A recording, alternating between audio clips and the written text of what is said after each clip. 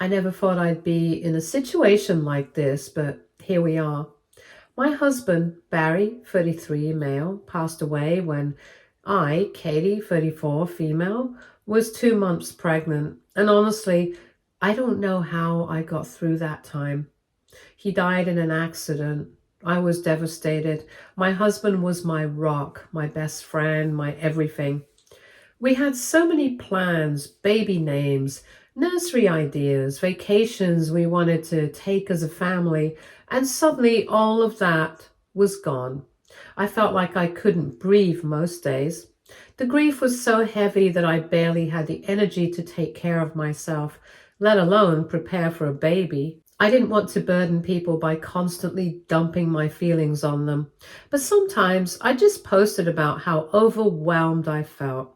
Nothing big, just stuff like, today's been hard, I feel like I can't do this without him. Or, I'm so tired and scared for the future. Honestly, it was just me venting into the void. I guess my mother-in-law, Linda, 59, female, saw those posts and decided that that meant I was unfit to be a mom. Now I need to backtrack a bit to explain why this hurts so much. Linda and I were never super close, but we got along okay when my husband was alive. She was the type who always had to have a say in everything, from what color our living room should be to what I should name my baby.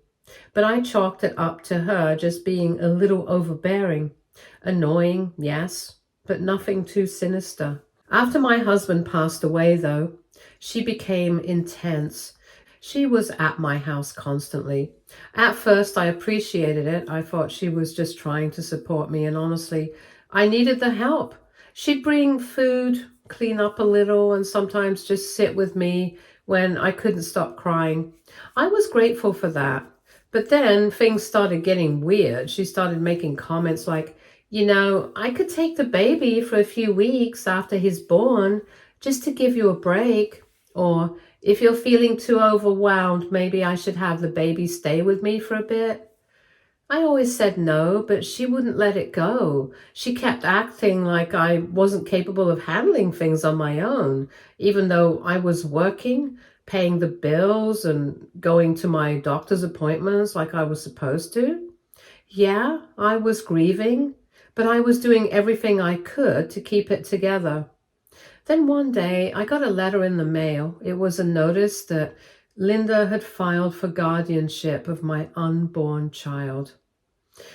This woman was trying to legally claim that I wasn't fit to be a mother and that she should get custody. Her entire argument was built around my social media posts. She printed them out, every single post where I had said I was overwhelmed, sad or scared, and tried to use that as proof that I couldn't handle being a mom. I was floored. I mean, what grieving person doesn't feel overwhelmed sometimes?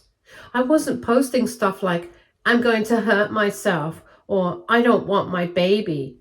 It was just me being open about my feelings, but she twisted it into something awful. Thankfully, the court saw right through her. The judge basically told her that being sad after losing your husband doesn't mean you're a bad mom.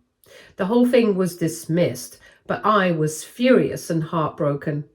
After that, I completely cut her off. I told her she would never see me or my son again.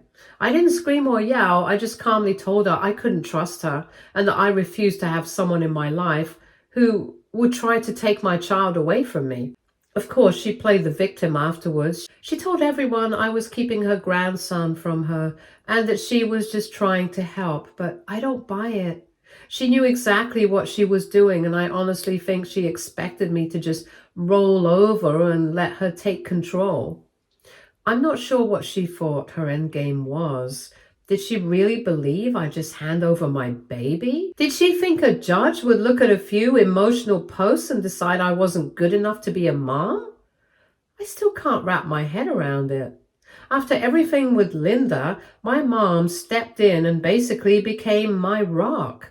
She moved in with me a few weeks before my due date so she could help out, and honestly, I don't know what I would have done without her.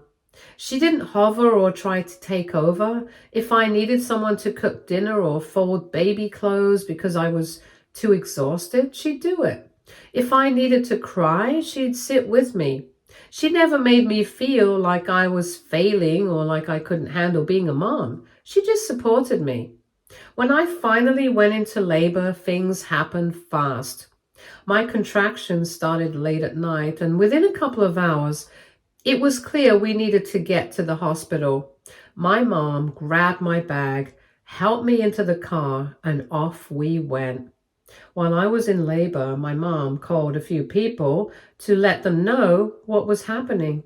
Just family and close friends. I didn't mind because I figured she was excited and just wanted to keep people in the loop. I didn't even think about the fact that one of those people might pass the news on to Linda. Just an hour later, Linda showed up at the hospital. I didn't see her at first because I was busy having a baby, but apparently she showed up and started demanding updates from the nurses. My mom told her to leave, but Linda refused. She claimed she had a right to be there since it was her grandson being born. The nurses ended up calling security, but by that point, I was so focused on surviving the contractions that I barely processed what was happening. After I gave birth, I was exhausted, emotional, and just trying to soak in those first moments with my son. My mom was there, and everything felt peaceful for about 5 minutes until Linda somehow made it into my hospital room. I don't even know how she got in. Maybe she snuck past the nurses or convinced someone she was family, but either way, she walked right in like she belonged there. I was holding my son when she appeared, and the second I saw her, my heart just dropped. I told her to leave, calmly at first, but when she refused to go, I got louder. She tried to act all innocent, like, I just wanted to make sure the baby was okay. I told her I didn't care why she was there. I wanted her gone. But instead of leaving, she launched into this whole speech about how I was overreacting and how she was just looking out for the baby. I was stunned. After everything she had done, trying to take my son away before he was even born, she really thought she could waltz into my hospital room and play the concerned grandma. She kept going too. She told my mom she was enabling my bad decisions and claimed I was cutting her out for no reason.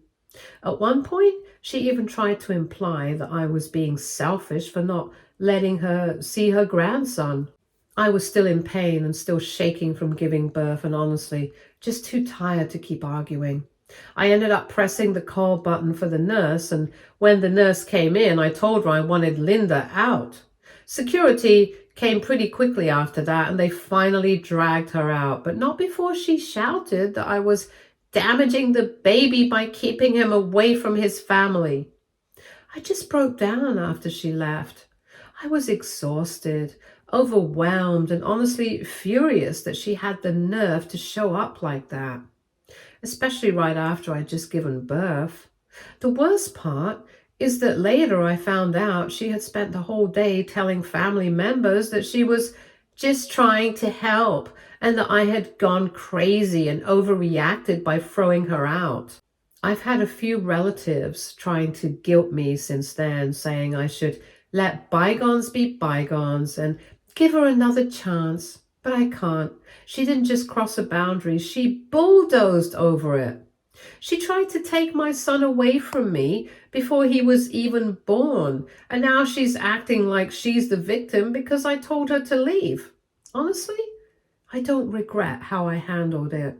I'm tired of people acting like her feelings matter more than my safety and my peace of mind.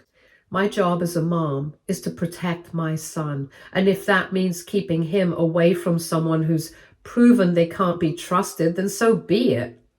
About a month ago, I had to go back to work. Honestly, I was a nervous wreck about it.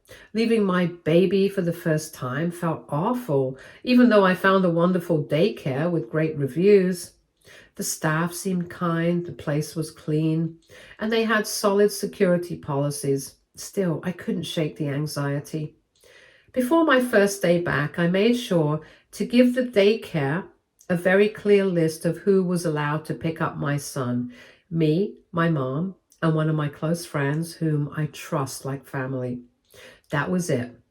One afternoon, I was in the middle of my shift when I got a call from the daycare. The staff member on the phone told me, "Your mother-in-law is here and she's demanding to take your son." I swear, my heart nearly jumped out of my chest, and I told them absolutely not, and asked them to keep my son inside and safe until I could get there. They assured me they weren't letting her anywhere near him, but I still grabbed my keys and bolted out of the office like my life depended on it. When I got to the daycare, I could see Linda standing outside by the entrance, red-faced and furious. She spotted me right away and stormed over, immediately going off about how I was keeping her grandson from her and that she had a right to see him. I wasn't having it. I told her flat out that what she was trying to do was basically kidnapping. She tried to argue, claiming she was just checking on the baby because she didn't trust that I was taking care of him properly. And that's when I lost it. I told her she had no right to go behind my back like this, and that her showing up at the daycare was completely unacceptable. I reminded her that I had already told her she wasn't allowed to see my son, and if she kept pulling stunts like this, I'd go to the police and file a restraining order. She started crying, saying she was just looking out for her grandson and that I was being cruel by cutting her off. I didn't care anymore. She tried to take my baby. There's no coming back from that. The daycare staff was amazing, though. They told me they documented everything: what time she showed up, what she said, and how she refused to leave until I got there. They assured me that if she ever came back, they'd call the police immediately. After everything, I ended up sitting in my car for a while, just trying to calm down. I couldn't stop shaking. The thought of what could have happened if the daycare staff hadn't been so careful made me feel sick. When I got home after the daycare incident, I couldn't stop thinking about how Linda had even found the daycare in the first place. I hadn't told her where I was sending my son. I hadn't told anyone outside of my trusted circle. I was so careful about keeping my son's daycare private that I didn't even post about it on social media. That's when it hit me. She must have been watching me. The more I thought about it, the more things started clicking into place. I remembered one morning when I thought I'd seen her car parked a few blocks away from my house. But I told myself I was imagining things. There were also a couple of times when I was running errands and I could have sworn I saw someone who looked like her in another aisle at the store or parked a few rows away in the parking lot. I didn't want to believe she was stalking me, but at this point, how else could she have found out where my son's daycare was? I knew I couldn't let this go any longer. The next morning, I contacted a lawyer and started the process of filing a restraining order. I explained everything, including the guardianship stunt, her showing up at the hospital, the daycare incident, and now the very real possibility that she'd been following me. The lawyer told me I had more than enough evidence to file for one, especially with the daycare's written report about her trying to take my son. I kept things quiet for a few days while the paperwork was being processed, but apparently someone tipped Linda off. I'm guessing one of the relatives she's been whining to must have mentioned that I was taking legal action because suddenly Linda was blowing up my phone. At first, she tried to play the victim. I let her calls go to voicemail, and the messages started out with her crying and begging me to talk things out like family. She claimed she just wanted to make amends and that I was overreacting. When I didn't respond, the tone changed real fast. The voicemails went from teary apologies to straight up anger. She told me I was turning her grandson against her and that I was selfish and spiteful. One message actually said, "If you think a stupid piece of paper is going to keep me away from my family, you've got another thing coming." That one really freaked me out. I called my lawyer right away. They told me to save all the messages as evidence, which I did. I also started documenting everything. Every time I saw her car near my house, every voicemail, every random coincidence where I'd spot her at the grocery store or driving past my workplace. I even told my neighbors to keep an eye out just in case. One day, things escalated even further. I was leaving my house to run some errands when I noticed her car parked right down the street. She was just sitting there staring at my house. I'm not proud of this, but I lost it. I walked right up to her car, knocked on her window, and told her to leave. She rolled it down and immediately started yelling at me. She accused me of destroying the family and said that my son deserved to know his grandmother. I told her I didn't care what she thought. I wanted her gone. And if she didn't leave right then, I was calling the police. And that's when she smiled at me and said, "Go ahead. They can't keep me away forever." I walked straight back to my house, locked the doors, and called the police. They sent someone over, but by the time they arrived, Linda was gone. Still, I filed a report and they told me to keep documenting everything. The restraining order was officially granted a few weeks later. The relief I felt was huge. Knowing I finally had some legal protection gave me a little bit of peace, but I knew this wasn't over. And since then, she's tried a few more petty tactics. She's been bad-mouthing me to anyone who will listen, claiming I'm keeping her grandson from her and that I'm mentally unstable. A few relatives have tried to guilt me, saying things like, "She's just a grieving mother," or "She's only acting out because she's hurting." Grief doesn't justify stalking someone.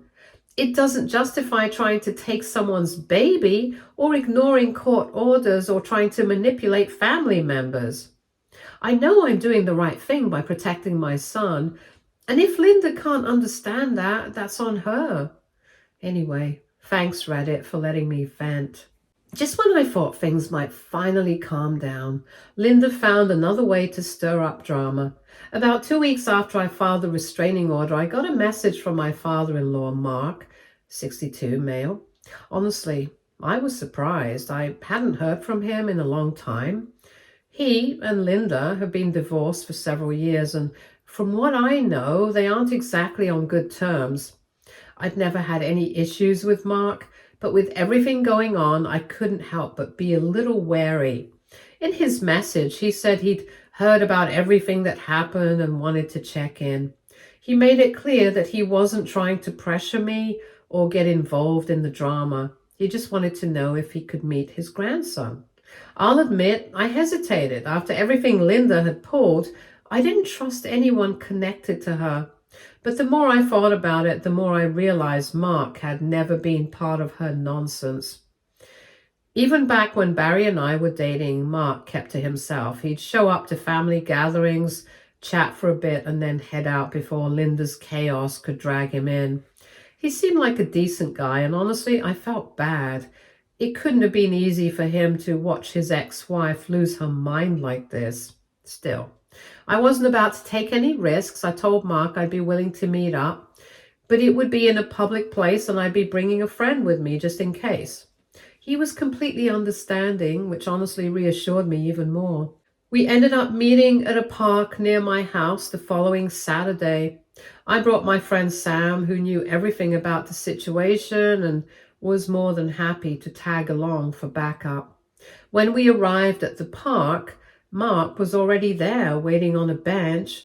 I was still a little on edge, but Mark couldn't have been more respectful. He kept his distance and didn't push for hugs or anything and just spent time quietly playing with my son. He brought a little stuffed elephant as a gift and my son loved it. Watching them interact actually made me emotional. It was clear that Mark just wanted to be a grandpa. We ended up chatting for a bit while Sam kept an eye out. Mark apologized for everything that had happened with Linda. He said he wasn't surprised by her behavior, but admitted he didn't realize just how bad things had gotten. He even told me he fully supported me getting the restraining order and that he wanted no part of her drama. And after that, we both went home. Apparently, Linda found out about this meeting, and the next day, Mark called me again to let me know that Linda had found out about the visit. According to Mark, she absolutely lost it. She called him non-stop, leaving a string of angry voicemails demanding to know why he got special treatment when she was the one who cared the most. Mark said her messages were completely unhinged. She ranted about how I was brainwashing everyone and turning the family against her. She even tried to guilt him by saying things like, "I thought you were on my side," and "How could you betray me like this?" Thankfully, Mark wasn't having any of it, and he told her flat out that her behavior was the reason she was cut off in the first place. And if she kept harassing him, he'd block her. Apparently, that shut her up, for now at least. I can't even describe how relieved I was when Mark told me all this. After months of dealing with Linda's mind games and manipulation, hearing that someone else was calling her out felt like such a weight off my shoulders. Thankfully, since Linda legally can't contact me anymore because of the restraining order, she hasn't been able to dump all her theatrics on me. Instead, she's stuck fuming on the sidelines while I focus on my son and rebuilding my life. For the first time in a long time, things finally feel peaceful. Update 2. I really thought that this whole Linda thing was behind us, but I couldn't have been more wrong. Last weekend, my son's baptism took place. It was a small, intimate event, just close friends and family, nothing extravagant. I didn't post about it online, and I kept the guest list tight because, frankly, I didn't want Linda finding out. Unfortunately, I underestimated how determined and petty she could be. The morning of the baptism started out great. My mom was helping me get everything together, and Mark came early to lend a hand too. The ceremony was held at a small church not far from my house. Everything was going perfectly. My son was quiet and calm, and the ceremony was beautiful. Then, as we were taking some photos outside the church, afterwards, my mom whispered to me, "Hey, isn't that Linda?" I froze. Sure enough, there she was, standing about 500 meters away across the street, just watching. She wasn't even trying to hide. She was just standing there. Honestly, it felt like something out of a horror movie. At first, I thought maybe she was just being creepy to make a point, but nope. A few minutes later, she started slowly walking closer. I could feel my anxiety building, and I told my mom and Mark what was happening. Mark immediately started walking in her direction. As soon as she saw him coming, she stopped and started yelling. She kept shouting things like, "I have a right to be here. You can't keep me from my grandson." I tried to ignore her and focus on my son, but she wouldn't stop. Eventually, Mark turned back and told me he didn't think she'd leave unless I went over there. I really didn't want to, but at that point, I didn't want her ruining the entire day either, so I walked over and told her she needed to leave. Of course, that set her off even more. She switched gears immediately, going from angry to teary in seconds. Suddenly, she was sobbing, rambling about how she was just trying to be part of her grandson's life and how I was cruel for shutting her out. I didn't budge. I told her straight up that she had no right to be there, and if she cared so much about being involved, maybe she shouldn't have tried to take my son from daycare or file for guardianship or stalk me. That's when her tears dried up and she went right back to raging. She screamed about how I was poisoning my son against her and how I was heartless and how my husband would be ashamed of me. She even said, "I bet he's rolling in his grave right now." I told her I was done entertaining her tantrums and that if she didn't leave right now, I was calling the police. Apparently, she thought I was bluffing because she stayed right there, so I called the police. She must have realized I wasn't kidding because she backed away, but instead of leaving, she just stood there, still about 500 meters away, watching like some weird horror movie villain. When the police arrived, she immediately started playing the victim. She told them she was just standing on public property and wasn't causing trouble. Luckily, the officers were understanding, and once I explained the whole restraining order situation, they gave her a firm warning. They told her if she showed up near me or my son again, she'd be facing actual charges. She put on this huge dramatic act like she was the victim. She kept saying things like, "I was just trying to see my grandson, and she's punishing me for no reason." Thankfully, the officers didn't buy her sob story, and they made it clear that if she kept pulling stunts like this, there would be consequences. After about 10 minutes of trying to guilt trip everyone in sight, she finally left, muttering about how I was cruel and selfish the whole way. The rest of the day was a blur. I was still shaken, but I tried to push through and focus on my son. My friends and family were amazing, and everyone rallied around me, and Mark spent the rest of the day reassuring me that I'd done the right thing. I don't know what Linda's end game is at this point. Does she think acting like a lurking ghost is somehow going to win her back into my life? Does she seriously believe this kind of behavior will make me suddenly trust her with my son? The scary part is I don't know what she's going to try next. I've already added more cameras around my house, and I've warned my son's daycare again, just in case. I even spoke with my lawyer about the situation, and they've advised me to document everything. If she steps out of line one more time, I won't hesitate to press charges. I really hope things would get better after the restraining order, but at this point, I know better than to expect her to behave like a rational person. For now, all I can do is stay prepared and keep protecting my son from whatever madness Linda decides to throw our way next. Update 3. Hi everyone. It's been a few months since my last update, and I'm honestly shocked to say this, but my son's first birthday party actually went smoothly. After everything that's happened with Linda, I was mentally prepared for some kind of chaos, but thankfully, the day turned out to be really special. I decided early on that I still wanted my son to have a relationship with my husband's side of the family. Well, everyone except Linda. Despite her insanity, most of Barry's family has been really supportive. Mark has been amazing, and his side of the family never took Linda's side in her drama. I knew I could trust them, so when I planned my son's first birthday party, I invited everyone from Barry's family, including aunts, uncles, cousins, except, of course, Linda. I won't lie, I felt a little anxious sending those invites. Part of me worried that someone would pass along the details to Linda, or worse, that she'd just show up uninvited. I even considered hiring security at one point, but ultimately, I decided to just keep things low-key and trust that the police warning had scared her off. The party itself was wonderful. I kept it simple, backyard setup with some decorations, snacks, and a little smash cake for my son. Mark showed up early to help, and honestly, he's been such a rock through all of this. My son adores him, and seeing Mark with him really warmed my heart. Barry's aunts and uncles were there too, and they were all so kind. A few of them even brought old photos of Barry as a baby, which made me tear up. I know Barry would have loved that day, but I felt comforted knowing his family was still a part of my son's life. The best part was that Linda never showed up.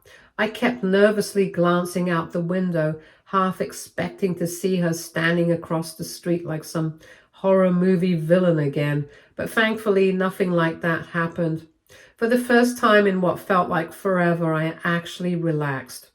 Of course, because Linda can't help herself, her name still managed to come up. Towards the end of the party, a couple of Barry's cousins mentioned that Linda had been ranting to anyone who would listen about how unfair it was that she wasn't invited. Apparently, she's been playing the victim nonstop, acting like I'm some evil mastermind who's plotting to erase her from her grandson's life. One relative said Linda was claiming I stole her family from her, and that I was trying to turn everyone against her. Another cousin said she's just mad because she knows she can't manipulate anyone anymore. Honestly, they're probably right. The police warning must have really rattled her because she didn't even try to crash the party. I don't feel bad about not inviting her. At the end of the day, my son had a wonderful birthday surrounded by people who genuinely love and care about him. And as far as I'm concerned, that's all that matters. Stay tuned for more stories from our girl relationships.